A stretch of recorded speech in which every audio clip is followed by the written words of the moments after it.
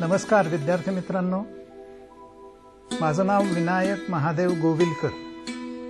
माझं शिक्षण M.Com, LLB, FCA, PhD PYK कॉलेजमध्ये 30 वर्ष मी शिकवलं आणि प्राचार्य म्हणून स्वेच्छानिवृत्ती घेतली. CA ची प्रॅक्टिस करतो. मित्रांनो, आज आपण बघणार आहोत अर्थसंकल्पातील तूट. या तुटीचा अर्थ काय, त्याचे परिणाम काय, तूट वाईटच असते का, कोणत्या वेळेला ही तूट अर्थव्यवस्थेला फायद्याची ठरू शकते, अशा काही गोष्टींचा विचार आज आपण या सत्रामध्ये करणार आहोत. अर्थसंकल्प म्हणजे काय? काल आपण बघितलं की अर्थसंकल्पाला एक पर्यायी शब्द आहे फायनान्शियल फोरकास्ट किंवा अंदाजपत्रक. ज्या पत्रकामध्ये अपेक्षित उत्पन्न आणि प्रस्तावित खर्च मांडलेला असतो त्याला अंदाजपत्रक असं म्हणता येईल. शासन या अर्थसंकल्पाच्या माध्यमातून आगामी आर्थिक वर्षासाठी काही संकल्प करत असतं. हा संकल्प आर्थिक वृद्धीचा असतो, त्याचबरोबर लोककल्याणाचा पण असतो, समानतेचा पण असतो. ह्या उद्दिष्टपूर्तीसाठी केलेला खर्च आणि हा खर्च करता यावा म्हणून अपेक्षित जमा, हे सगळं ज्या दस्तामध्ये असतं त्याला अर्थसंकल्प किंवा अंदाजपत्रक असं म्हणतात. प्रस्तावित जमा जी असते त्याच्यामध्ये कराचा महसूल असतो आणि त्याचबरोबर करेतर महसूल सुद्धा असतो. ही झाली महसुली जमा. दुसरी जमा असते ती भांडवली जमा. भांडवली जमा याचा अर्थ जी पुन्हा पुन्हा मिळणारी नाही अशी जमा. उदाहरण सांगायचं तर शासनाने एखादी मालमत्ता विकून पैसे जमा केले तर ती भांडवली जमा होते. शासनाने कर्ज घेतलं तर ती भांडवली जमा होते. महसुली जमा आणि भांडवली जमा अशी एकत्रित सरकारची जमा बाजू असते. शासन जो खर्च करत असतं त्या खर्चाचे काही वर्गीकरण केले जाते, ज्याच्यात महसुली खर्च आणि भांडवली खर्च, योजना खर्च आणि योजनेतर खर्च, विकासाचा खर्च आणि विकासेतर खर्च असे प्रामुख्याने 3 गट केले जातात. हा खर्च जो प्रत्यक्ष होतो त्याचबरोबर आणखीन काही खर्च शासन करतं, तो असतो सबसिडीच्या स्वरूपात, अर्थसहाय्याच्या स्वरूपात. ही सबसिडी एकूण 5 गटात आपल्याला वर्गीकृत करता येते. एकाला म्हणता येईल रोख अर्थसहाय्य, कॅश सबसिडी. जसं पेट्रोल, ऑइल किंवा इव्हन आपल्याला मिळणारं रेशनवरचं धान्य, हे सगळं कमी किमतीला शासन पुरवतं. शेतकऱ्यांना दिले जाणारी बियाणं, शेतकऱ्यांना मिळणारी खतं, ही सगळी कॅश सबसिडी होय. दुसरी सबसिडी असते व्याजाची. कमी व्याज दराने कर्ज देणं हे इंटरेस्ट सबसिडीमध्ये येतं. तिसरी असते टॅक्स सबसिडी, म्हणजेच करातनं मिळणारी सूट. उदाहरण द्यायचं झालं तर लघु उद्योगांसाठी सूट दिली करातून, SEZ मधल्या उद्योगांना करातून दिलेली सूट, निर्यातदारांना करातून दिलेली सूट, अशा सगळ्या सूट आपण टॅक्स सबसिडीमध्ये घेऊ शकतो. चौथा सबसिडीचा प्रकार आहे तो म्हणजे नॉन कॅश सबसिडी. म्हणजे वस्तू आणि सेवा या फुकट शासन पुरवतं, त्याचा खर्च शासन सहन करत असतं. आणि 5वी सबसिडी आहे परचेस सबसिडी. उदाहरण जर सांगायचं झालं तर शासन खरेदी करताना किमान किंमत, आधारभूत किंमत ठरवून देतं. म्हणजे काय तर बाजारात किंमत कितीही असो, शासन अशा किमान सपोर्ट प्राइसला कॉटन असेल म्हणजेच कापूसाची खरेदी, गव्हाची खरेदी, ऊसाची खरेदी करतं, त्याला परचेस सबसिडी म्हणतात. अशा सबसिडीज देण्यासाठी सुद्धा शासनाचा खर्च होत असतो. काही खर्च प्रत्यक्ष होतो, काही खर्च सबसिडीच्या स्वरूपात होतो. आता आपण दोन बाजू बघितल्या या बजेटच्या. एक बाजू आहे जमेची आणि दुसरी बाजू आहे खर्चाची. सामान्यतः जमा आणि खर्च जर सारखे असतील रकमेनी तर त्या अर्थसंकल्पाला संतुलित अर्थसंकल्प किंवा बॅलन्स्ड बजेट असं म्हणता येईल. परंतु सामान्यतः कोणतंही बजेट बॅलन्स्ड नसतं. एकतर त्याची जमा बाजू जास्ती असते किंवा खर्च बाजू जास्ती असते. जर जमा जास्ती असेल आणि खर्च कमी असेल त्या जमेपेक्षा तर जी शिल्लक राहते त्याला बजेटमधलं आधिक्य किंवा सरप्लस असं म्हणतात आणि अशा बजेटला सरप्लस बजेट असं नाव दिलं जातं. थोडक्यात ज्या बजेटमध्ये जमेपेक्षा खर्च कमी आहे त्या बजेटला सरप्लस बजेट म्हणतात. या उलट ज्या वेळेला जमा कमी आणि खर्च जास्ती आहे त्या फरकाला तूट असं म्हणतात आणि असं तूट असलेलं जो अर्थसंकल्प आहे त्याला डेफिसिट बजेट, तुटीचे अंदाजपत्रक किंवा तुटीचा अर्थसंकल्प असं म्हटलं जातं. तुमच्या माझ्या बाबतीत, एखाद्या कंपनीच्याही बाबतीत तुटीचं अंदाजपत्रक फार सलग दीर्घकाळ असू शकत नाही. कारण की ही तूट कुठून भरून काढायची हा प्रश्न तुमच्या माझ्यासारख्याला किंवा उद्योग करणाऱ्या कंपन्यांना निश्चितपणे येऊ शकतो. परंतु शासनाची मात्र तुटीची अंदाजपत्रक ही सातत्याने अनेक वर्ष आलेली आपल्याला सापडतात. ही तूट किती प्रकारची असते हो? तुटीचे अनेक प्रकार आहेत. पहिला तुटीचा प्रकार आहे तो म्हणजे महसुली तूट, ज्याला इंग्रजीमध्ये रेव्हेन्यू डेफिसिट असं म्हणतात. आता आपण रेव्हेन्यू या शब्दाचा अर्थ बघितला, वारंवार येणारी, म्हणजेच रेव्हेन्यू जमा आणि रेव्हेन्यू खर्च, महसुली जमा आणि महसुली खर्च ह्यातला जो फरक त्याला आपण रेव्हेन्यू डेफिसिट असं म्हणू शकतो. थोडक्यात ज्या वेळेला महसुली खर्च हा महसुली जमेपेक्षा अधिक असतो त्यावेळेला त्या फरकाला महसुली तूट असं म्हटलं जातं. कॅपिटल डेफिसिट किंवा भांडवली तूट हा दुसरा प्रकार आहे. इथे भांडवली जमा आणि भांडवली खर्च यांची तुलना केली जाते. मी मग भांडवली या शब्दाचा अर्थ सांगितला. भांडवली म्हणजे पुन्हा पुन्हा न उद्भवणारं. एखाद्या मालमत्तेपासून मिळणारी जमा किंवा मालमत्तेसाठी केलेला खर्च त्याला आपण कॅपिटल रिसीट्स किंवा कॅपिटल एक्सपेंडिचर असं म्हणू शकतो. तेव्हा अशा भांडवली जमा आणि भांडवली खर्च यांच्या तुलनेतून जी काही तूट राहते त्याला भांडवली तूट असं म्हटलं जातं. तिसरा एक प्रकार आहे तो म्हणजे बजेटरी डेफिसिट.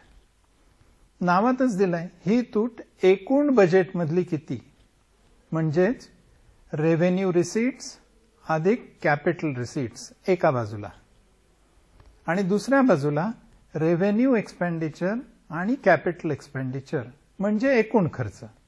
एकूण जमा आणि एकूण खर्च यांची तुलना केल्यानंतर जी तूट दिसते त्याला बजेटरी डेफिसिट किंवा अर्थसंकल्पीय तूट असं म्हटलं जातं. मित्रांनो, याचा अर्थ काय होतो बघा बरं. जमा दोन प्रकारची आहे, खर्चही दोन प्रकारचा आहे. जमेला आपण रेव्हेन्यू जमा म्हणजेच महसुली जमा आणि भांडवली जमा असे दोन गट केलेत. तसेच खर्चालाही महसुली खर्च आणि भांडवली खर्च असे दोन गट केलेले आहेत. या दोघांचा अलग अलग तुलना जर केली तर आपल्याला महसुली तूट आणि भांडवली तूट अलग अलग मिळू शकेल. ज्यावेळेला दोन्ही प्रकारची जमा एकत्र केली आणि दोन्ही प्रकारचा खर्च एकत्र केला तर आपल्याला त्यांच्या तुलनेतून बजेटरी डेफिसिट मिळू शकेल. थोडासा विचार इथे आपल्याला करता येईल. ही तूट कोणत्या प्रकारची चांगली असू शकते आणि कोणत्या प्रकारची अजिबात असायला नको. त्याकडे जाण्यापूर्वी आपण जरा ही तूट कशी काढतात हे एक बजेटचंच चित्र डोळ्यासमोर ठेवून समजून घेण्याचा प्रयत्न करूया. ज्यावेळेला अर्थमंत्री अर्थसंकल्प सादर करतात आणि जे कागदाचं एक भलं मोठं बाड प्रसिद्ध केलं जातं, त्याच्यातलं एक डॉक्युमेंट आहे बजेट ॲट ए ग्लान्स, एका दृष्टिक्षेपात अर्थसंकल्प. आणि याच्यामध्ये एकूण 23 हेड्स असतात. ही 23 शीर्षकं काय आहेत? पहिलं आहे रेव्हेन्यू रिसीट्स, म्हणजेच महसुली जमा. आणि या महसुली जमा जसं आपण आधी बघितलं तसं क्रमांक 2 आणि क्रमांक 3 मध्ये त्याची विगतवारी दिली आहे. एक आहे कर महसूल आणि दुसरा आहे करेतर महसूल. म्हणजे 2 आणि 3 यांची बेरीज जर केली तर एकूण रेव्हेन्यू रिसीट्स किती हे समजू शकतं. चौथा आकडा आहे भांडवली जमा, कॅपिटल रिसीट्स. आणि हे भांडवली जमा 3 गटात विभागलेली आपल्याला दिसते. चित्रामध्ये तुम्हाला 5, 6 आणि 7 असे 3 अंक दिसतील. कुठली भांडवली जमा आहे? तर पहिली आहे रिकव्हरीज ऑफ लोन, शासनाने जी कर्ज दिली आहेत यापूर्वी त्याची झालेली वसुली. दुसरा आहे अदर रिसीट्स, इतर जमा. मग आम्ही म्हटलं त्याप्रमाणे डिसइन्व्हेस्टमेंट्स, निर्गुंतवणूक. यातनं शासनाला जे पैसे मिळतात ते भांडवली रिसीट्स म्हणून आहेत. अशा प्रकारच्या रिसीट्स या 6 क्रमांकामध्ये अदर रिसीट्स या शीर्षकाखाली येतात. आणि तिसरा जो कॅपिटल रिसीट्सचा प्रकार आहे तो म्हणजे सरकारने आत्ता प्रस्तावित केलेली कर्ज. किती कर्ज सरकार घेऊ इच्छितं तो तिसरा प्रकार आलाय. त्यामुळे भांडवली रिसीट्स म्हणजे आकडा क्रमांक 5, 6 आणि 7 यांची बेरीज ही झाली भांडवली रिसीट्स. ह्या दोघांची बेरीज म्हणजे रेव्हेन्यू रिसीट्स आणि कॅपिटल रिसीट्स यांची बेरीज झाली टोटल रिसीट्स, एकूण जमा किती, ही झाली जमा बाजू. आता खर्च बाजूकडे जाऊया. खर्च बाजू सुद्धा 2 गटात विभागलेली आपल्याला बजेट ॲट ए ग्लान्स या डॉक्युमेंटमध्ये दिसते. आकडा नंबर 9 बघा, नॉन प्लॅन एक्सपेंडिचर, योजनेतर खर्च. योजना खर्च आणि योजनेतर खर्च असं खर्चाचं वर्गीकरण 2 याच्यात होतं. तर हा जो नॉन प्लॅन एक्सपेंडिचर आहे म्हणजे पंचवार्षिक योजनेत न दाखवलेला खर्च, असा खर्च म्हणजे नॉन प्लॅन एक्सपेंडिचर. तो 3 गटात विभागला आहे, 10, 11 आणि 12. 10वा आकडा आहे बघा, ऑन रेव्हेन्यू अकाउंट, म्हणजेच महसुली खर्च आहे. तो महसुली खर्च व्याज म्हणून वेगळा दाखवला आहे आणि दुसरा दाखवला आहे कॅपिटल अकाउंट. म्हणजे एकूण जो रेव्हेन्यू खर्च होईल तो 10 मध्ये दाखवला जातो आणि त्यापैकी व्याजाचे किती आहेत हे स्वतंत्रपणे दाखवले जाते. मला असं वाटतं मित्रांनो, इंटरेस्ट, सरकार भरत असलेलं व्याज हे अतिशय महत्वाचं शीर्षक आहे. आत्ताची जर गोष्ट सांगायची झाली तर भारताच्या अर्थसंकल्पात सामान्यपणे जो महसुली जमा आहे आणि त्यातही जो टॅक्स रेव्हेन्यू आहे याची जर तुलना आपण व्याजाशी केली ना तर काही धक्कादायक आकडेवारी आपल्याला दिसेल. उदाहरणार्थ, एकूण कराच्या महसुलापैकी सुमारे 75% महसूल फक्त व्याजासाठी जातो किंवा एकूण महसुली जमेपैकी 50% महसूल फक्त व्याजासाठी जातो. असं जर व्हायला लागलं तर एक धोक्याची सूचना राज्यकर्त्यांना मिळावी म्हणून इंटरेस्ट पेमेंट स्वतंत्रपणे दाखवले आहेत. तर पहिला 10 नंबरचा आकडा आहे महसुली खर्च आणि 12 नंबरचा आकडा आहे भांडवली खर्च. पण हे योजनेतर आहेत. 13 नंबरचा जो आकडा आहे त्याच्यात आपण प्लॅन एक्सपेंडिचर म्हणजे योजना खर्च घेतो. हा योजना खर्च सुद्धा 2 गटात विभागला आहे, रेव्हेन्यू अकाउंट आणि कॅपिटल अकाउंट. आकडा नंबर 14 आणि 15. आता हे जर एकदा नीट बघितलं तर तुम्हाला 10 नंबर आणि 14 नंबर यांची जर बेरीज केली तर एकूण खर्च किती, रेव्हेन्यू एक्सपेंडिचर तो मिळेल आणि तसंच 12 नंबर आणि 15 नंबर यांची जर बेरीज केली तर एकूण भांडवली खर्च किती ते पण मिळेल. तो 16 नंबरमध्ये दाखवलाय टोटल एक्सपेंडिचर. त्याच्यामध्ये रेव्हेन्यू एक्सपेंडिचर आहे, कॅपिटल एक्सपेंडिचर आहे आणि रेव्हेन्यू एक्सपेंडिचरची एक विगतवारी अजून दिली 18 नंबरमध्ये. ती म्हणजे grants for creation of capital assets. मालमत्ता निर्माण करण्यासाठी शासनाने जर ग्रँट दिली असेल तर ती सगळी ग्रँट खरं म्हणजे रेव्हेन्यू एक्सपेंडिचर आहे, पण त्यांनी ऍसेट निर्माण होतात म्हणून ते स्वतंत्रपणे दाखवलं आहे. थोडासा तांत्रिक भाग आहे, पण मला असं वाटतं जी आपण पार्श्वभूमी आत्ता बघितली होती त्या आधारावर थोडक्यात जमेचे 2 गट, महसुली आणि भांडवली, खर्चाचे 2 गट, महसुली आणि भांडवली, असे करून हे 19 हेड्स होतात.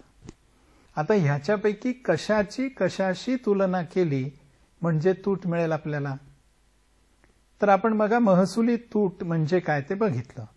महसुली खर्च आणि महसुली जमा यातील फरक म्हणजे रेव्हेन्यू डेफिसिट. आता इथे 20 नंबरचा आकडा बघा, तिथे कंसामध्ये मी असं लिहिलंय आकडा नंबर 1 वजा आकडा नंबर 17. 1 नंबरचा आकडा काय बघा, तो आहे रेव्हेन्यू रिसीट्स आणि 17 नंबरचा आकडा काय आहे बघा, तो आहे रेव्हेन्यू एक्सपेंडिचर. या दोघांची तुलना केली की आपल्याला रेव्हेन्यू डेफिसिट मिळेल. दुसरा आहे इफेक्टिव्ह रेव्हेन्यू डेफिसिट.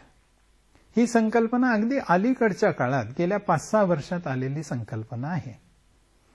काय आहे ही संकल्पना, तर हा 18 नंबरचा जो आकडा आहे ना, grants for creation of capital assets, एक छोटं उदाहरण सांगतो म्हणजे आपल्या लक्षात येईल. समजा रोजगार हमीवर केलेला खर्च.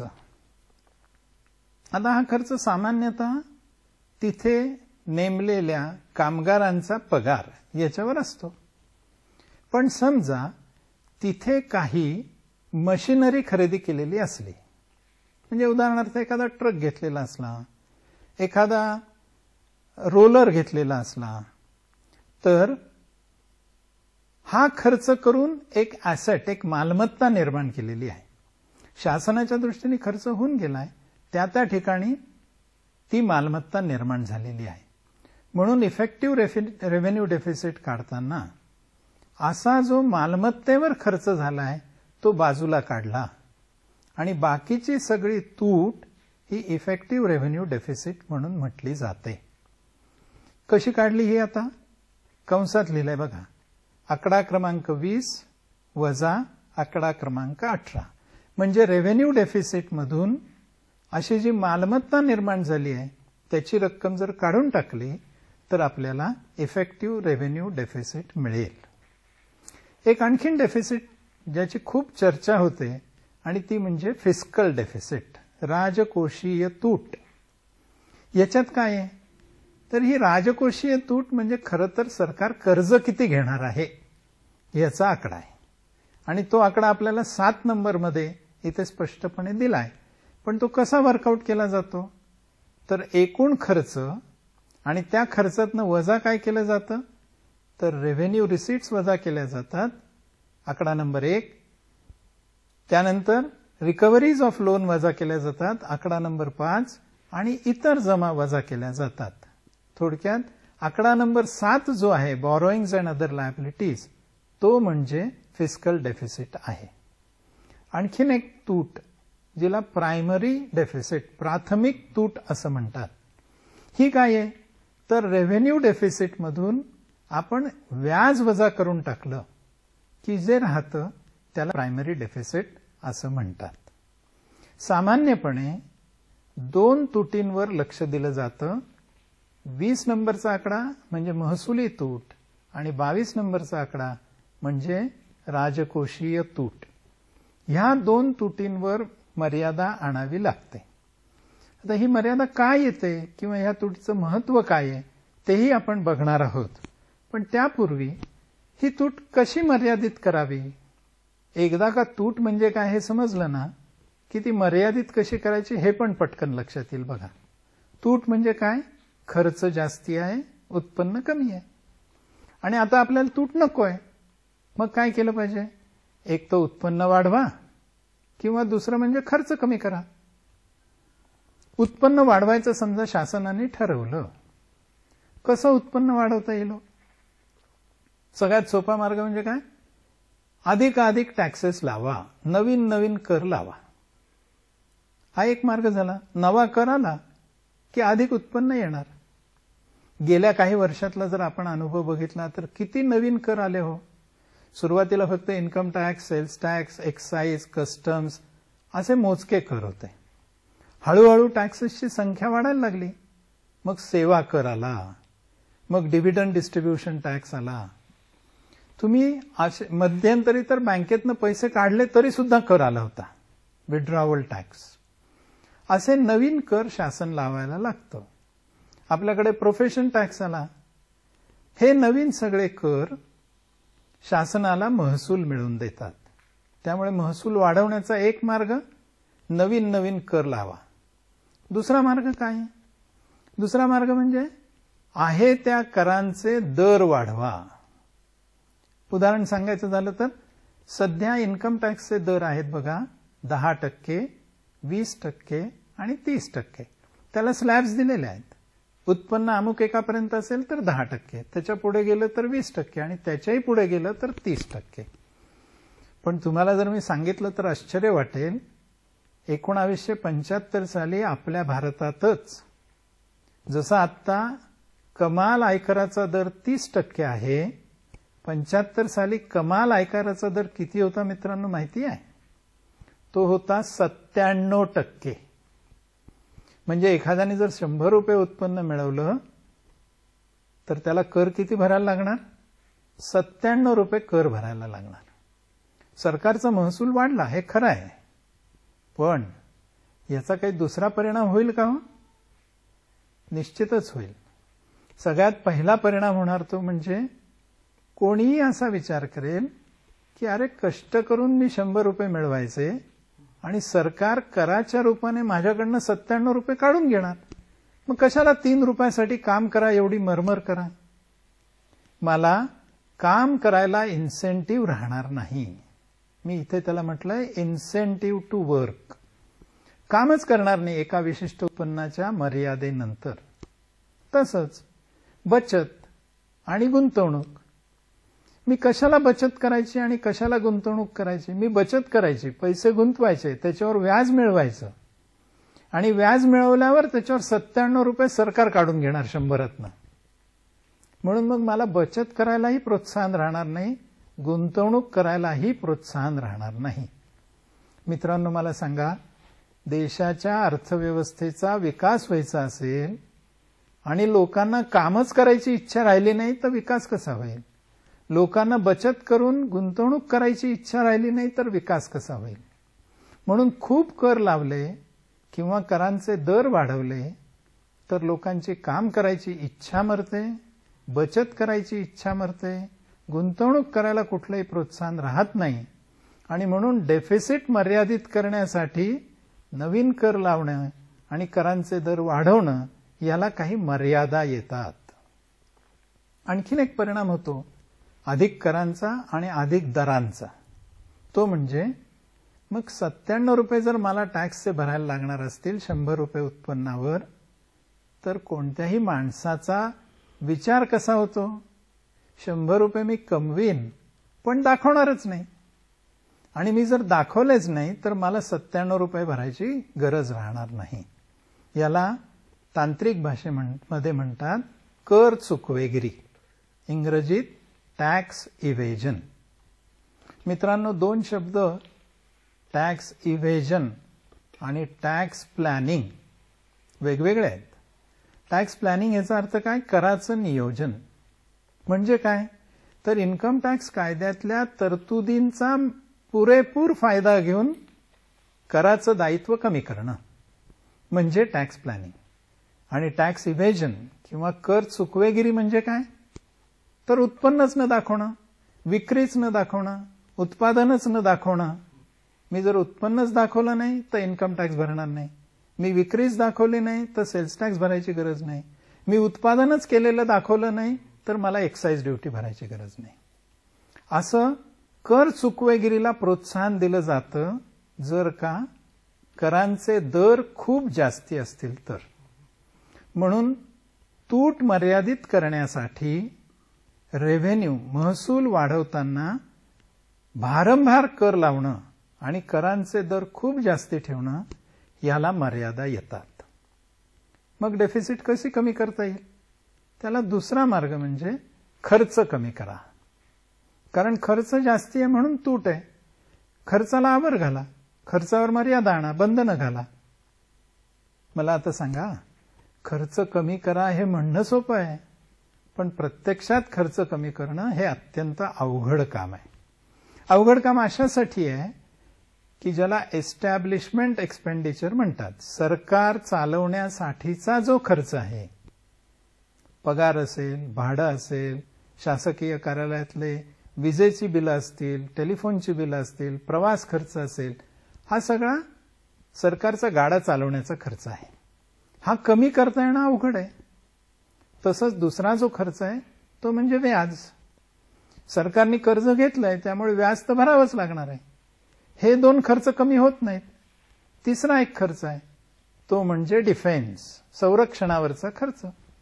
मला सांगा, भारतासारख्या देशाला ज्याच्या सीमेवर खूप चांगले मित्र राष्ट्र आहेत, एका बाजूला पाकिस्तान आहे अगदी मैत्रीपूर्ण, दुसऱ्या बाजूला चीन आहे, तिसरीकडे बांगलादेश आहे, हे सगळी मित्र राष्ट्र आपल्याला संरक्षणाचा खर्च कमी करू देतील का?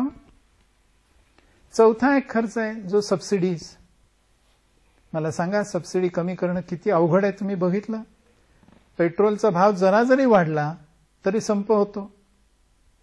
त्यामुळे सबसिडीचा खर्च कमी करणं हेही अवघड आहे. थोडक्यात काय?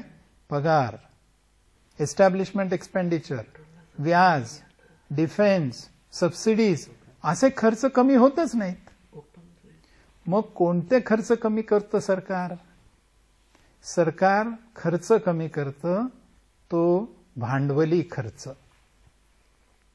आपण बघितलं, भांडवली खर्च म्हणजे ज्यानी मालमत्ता निर्माण होते, ज्यानी दीर्घकाळ फायदा होतो, असा खर्च म्हणजे भांडवली खर्च. आता तुम्हाला बाकीचा खर्च कमी करता येत नाही म्हणून तुम्ही कोणता खर्च कमी करता? तर असा खर्च कमी करता ज्यानी मालमत्ता निर्माण होईल, ज्यानी दीर्घकाळ अर्थव्यवस्थेला फायदा होईल. हा खर्च कमी केला जातो आणि तूट कमी करण्याचा प्रयत्न केला जातो. अर्थातच सांगायला नको, भांडवली खर्च कमी करून आपण आपल्या पायावर धोंडा पाडून घेत असतो. प्लॅन खर्च, योजना खर्च कमी करून आपण आपल्या पायावर धोंडा पाडून घेत असतो. म्हणून खर्च कमी करणं हे सुद्धा एक मोठं आव्हान सरकारपुढे असतं. दोन्ही बाजूनी जर तुम्ही बघितलं तर आता लक्षात येईल, महसूल वाढवणं हेही अवघड आहे, खर्च कमी करणं हेही अवघड आहे, पण तूट तर कमी करायलाच पाहिजे. मग एक आणखीन मार्ग सांगितला जातो आणि तो मार्ग असतो निर्गुंतवणुकीचा. सगळ्यात सोपं आहे. अगदी जर छोटं उदाहरण द्यायचं झालं तर आपल्या दुर्दैवाने आपल्या देशातला छोटा शेतकरी आपल्या मुलीचं ज्यावेळेला लग्न काढतो, जवळ तर पैसे नसतात, पण समाजामध्ये तर एक अशी चालरीत आहे की मुलीचं लग्न थाटामाटातच केलं पाहिजे. मग तो बिचारा काय करतो? तो जमिनीचा एखादा तुकडा विकून टाकतो आणि मुलीचं लग्न साजरं करतो. जमीन विकणं मित्रांनो ही भांडवली जमा आहे.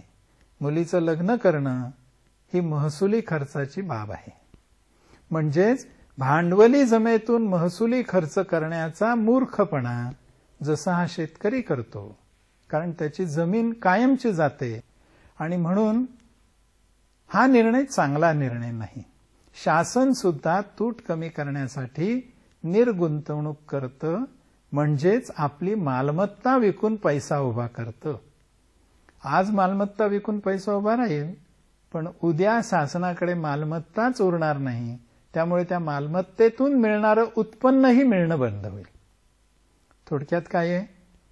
एका बाजूने महसूल वाढवणंही अवघड आहे, दुसऱ्या बाजूनी खर्च करणं कमी करणं ही अवघड आहे आणि तिसऱ्या बाजूनी निर्गुंतवणूक करणं शहाणपणाचं सगळ्या वेळेला ठरेल असं नाही आहे.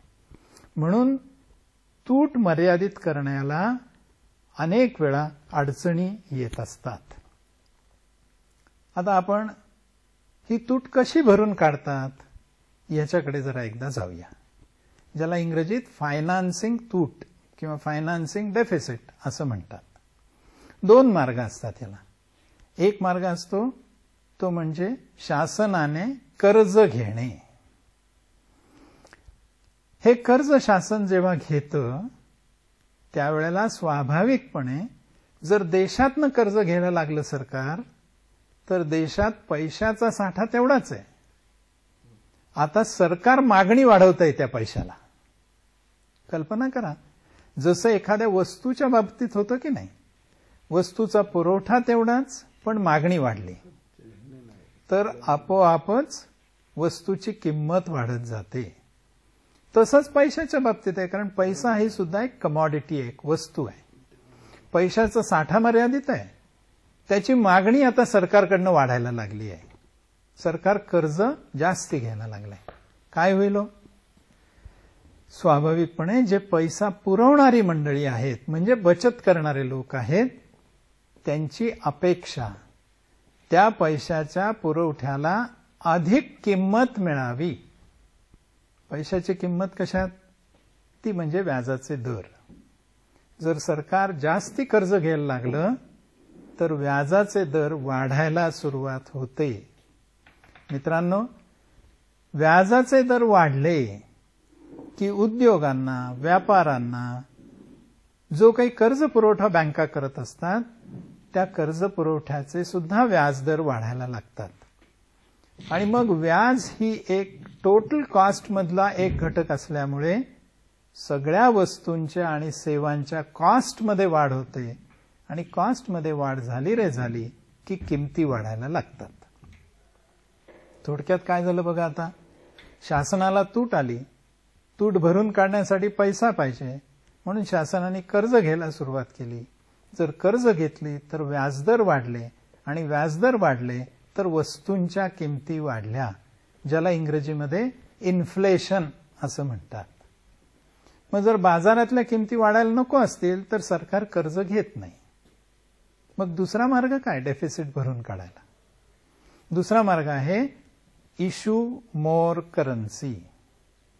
शासन काय करतं, जेवढी तूट आली मध्यवर्ती बँकेला सांगतं की तेवढ्या नोटा छापून द्या आणि मग मध्यवर्ती बँक शासनाच्या सल्ल्याने तेवढी नवीन चलन बाजारामध्ये आणतं.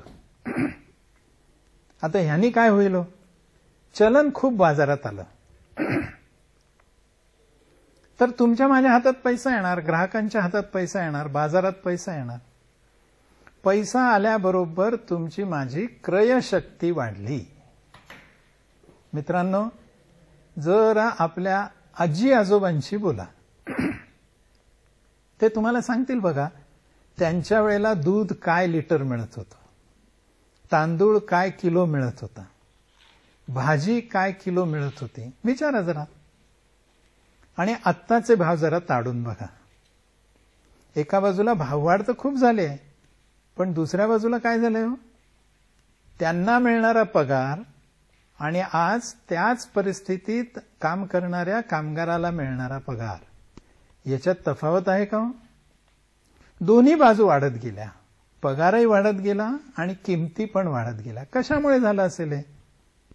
याचं कारण आहे इश्यू ऑफ मोर करन्सी. सातत्याने तुटीचा अर्थसंकल्प भारत सरकारकडे आपल्याला दिसतो. ही तूट आली की नोटा छापा, नोटा छापा की लोकांच्या हातात पैसा आला, पैसा आला की लोकांची मागणी वाढली, मागणी वाढली की किमती वाढल्या. म्हणून एका बाजूला किमती वाढत जातात. थोडक्यात तूट भरून काढण्याचे दोन मार्ग, एक शासन कर्ज घेतं आणि दुसरं शासन नोटा छापतं. दोन्हीचा शेवट कशात होतो? दोन्हीचा शेवट किंमत वाढीत होतो. कर्ज घेतली तर इंटरेस्ट वाढल्याने किमती वाढतात, इंटरेस्टचे दर वाढल्याने. आणि नवीन नोटा जर छापल्या तर त्याच्यात पर्चेसिंग पॉवर, क्रयशक्ती वाढल्याने मागणी वाढते आणि म्हणून किमती वाढतात. पण दोन्हींचा परिणाम शेवटी किंमत वाढीत किंवा इन्फ्लेशनमध्ये होतो. म्हणून तूट कमी राहावी असा प्रयत्न शासनाने करण्याची आवश्यकता आहे. पण मग प्रश्न येईल की कोणती तूट मर्यादित ठेवावी हो? काही तूट तर येणार आहे. कोणती तूट मर्यादित ठेवावी याच्यासाठी 2 तुटींचा थोडा बारकाईने विचार करायला पाहिजे. रेव्हेन्यू सरप्लस आणि कॅपिटल डेफिसिट हे खरं म्हणजे सूत्र आहे. म्हणजेच महसुली आधिक्य असलं पाहिजे आणि भांडवली तूट असली पाहिजे. हे जरा तांत्रिक होतंय का? एक छोटं उदाहरण घ्या. समजा तुम्ही असं ठरवलं 1 जानेवारीला की यावर्षी मला स्कूटर घ्यायची किंवा मला रेफ्रिजरेटर घ्यायचा. 10,000 रुपये रेफ्रिजरेटरला पाहिजेत. दिवाळीला रेफ्रिजरेटर घ्यायचा आहे. माझ्या पगारातनं मी दर महिन्याला 500 रुपये बचत करायला लागलो. 9 महिन्यात 4,500 रुपये माझी बचत झाली. ऑक्टोबरमध्ये दिवाळी आहे. मग मी काय करणार? ऑक्टोबरमध्ये 4,500 माझे स्वतःचे आणि 5,500 रुपये कर्ज, असे 10,000 गोळा करून 1 रेफ्रिजरेटर घेणार. हेच सगळ्या बाबतीत होतं की नाही? तुम्हाला घर घ्यायचं असलं तुम्ही काय करता? स्वतःची काही बचत करता, काही कर्ज घेता.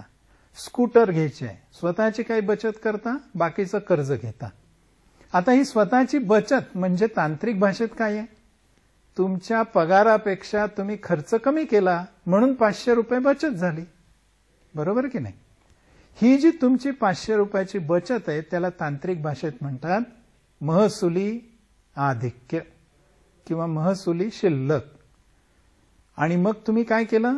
10,000चा फ्रीज घेताना 5,500 कमी पडले म्हणून कर्ज घेतलं.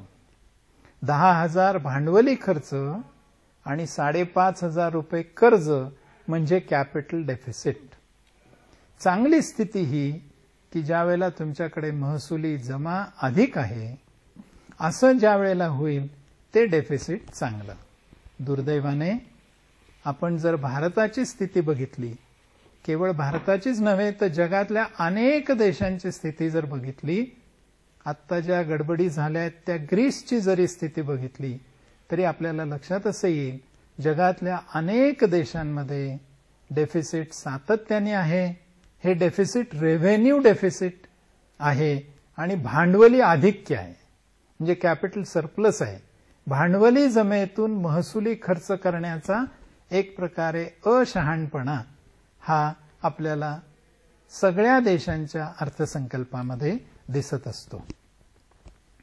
मग हे डेफिसिट वाईटच असतं का हो? डेफिसिट नकोच का? जर डेफिसिटचे एवढे भाववाढीचा एक साईड इफेक्ट होत असेल किंवा कर्ज सरकारच्या डोक्यावर खूप येत असेल, व्याजाचा बोजा खूप वाढत असेल, तरी सरकार डेफिसिट का करतात? मला असं वाटतं डेफिसिट सदा सर्व काळ वाईट नाही. कीन्स नावाच्या अर्थतज्ञांनी 1930 सालच्या डेफिसिट फायनान्सचं जोरदार समर्थन केलेलं आपल्याला सापडतं. आलं कुठून आहे डेफिसिट? पूर्वी तर नसायचं.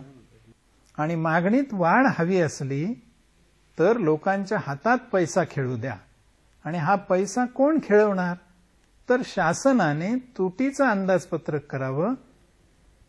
तूट आली तरी चालेल, कर्ज घ्यावं लागलं तरी चालेल, नोटा छापायला लागल्या तरी चालतील, हे सगळं करावं, पण लोकांच्या हातात पैसा द्यावा.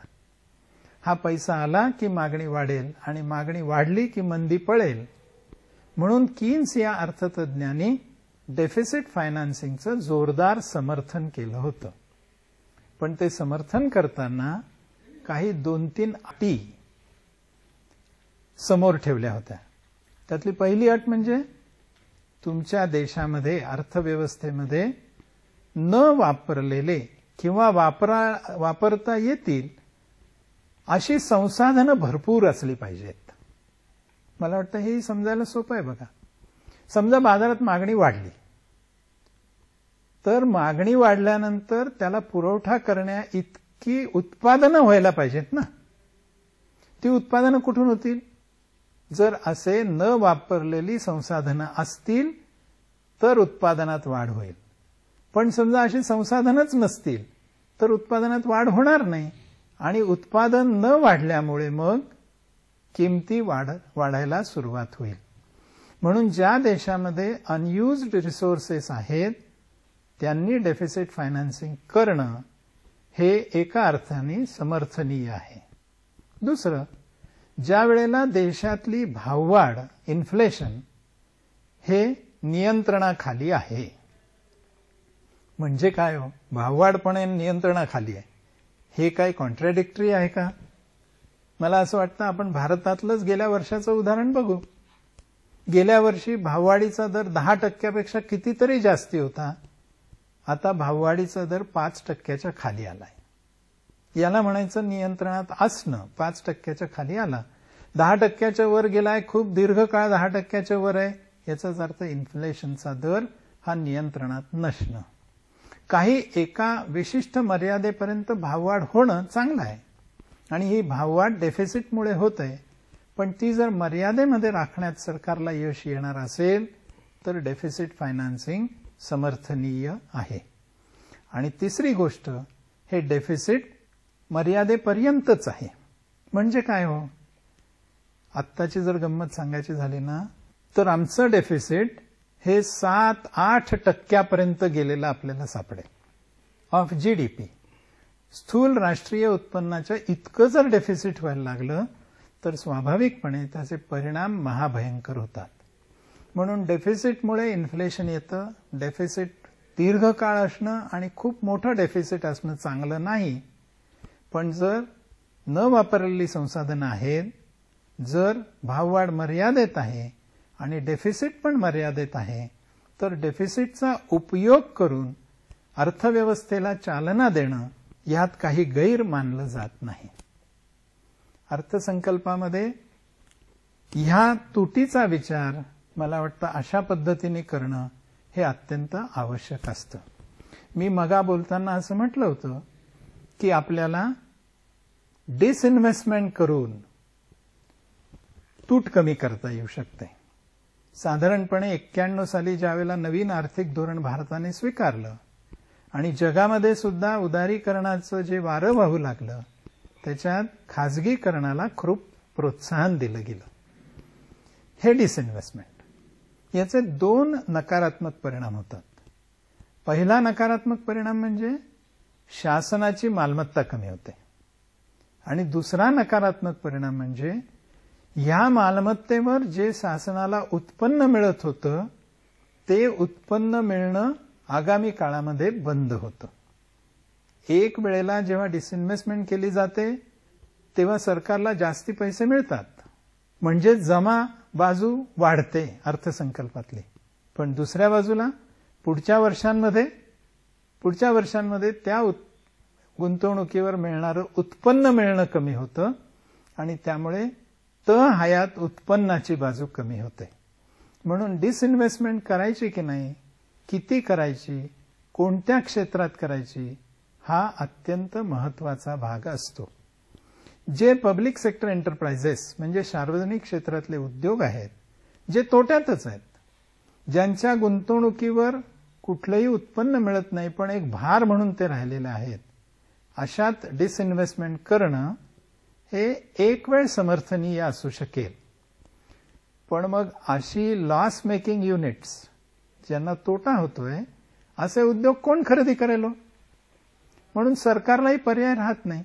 सरकारला तर जमा हवी आहे, जमा डिसइन्व्हेस्टमेंटमधनं करायची आहे, पण तोट्यातला उद्योग घ्यायला कोणी नाहीये.